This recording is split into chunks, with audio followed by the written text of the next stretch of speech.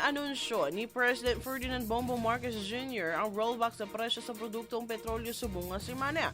Kumpirmasyon ni sa nangin unang nga payag sa Department of Energy o DOE nga may pagnubo na gidman sa presyo sa labing unang ation halin sa pagsugod sa giyera sa Middle East.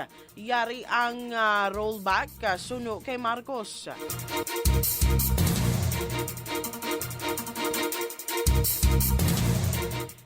Diesel ang mayara sa 20 pesos and 89 cents per liter. Gasoline, 4 pesos and 43 cents per liter. Samtang ang kerosene naman may 8 pesos and 50 cents per liter. Suno kaya Marcos, dako ini nga bulig sa mga driver, commuter, kag tag sa kapamilya nga Pilipino nga apektado sa mataas nga presyo sang krudo. Ginako man sa presidente nga bisan dako ini nga bulig hindi ini bastante gani tayuyon suno sa iya.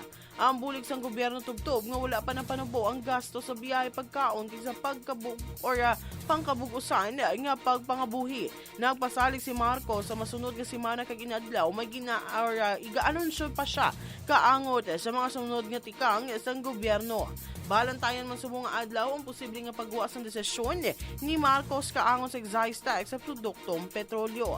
Ginapahayag ni Palace Press Officer Undersecretary Claire Castro ini nga pet sa matapos ng kwestiyon sa mga kritiko kung isuspend pa bala o kung buhinan ni Marcos ang buwis. Agud mabuligan man ang tanan. Sang nagligad pa nga semana, nagsapol ang presidente sa cabinet officials agud nga diskusyonan ang mga interventions sa tunga sang epekto sa giyera sa Middle East.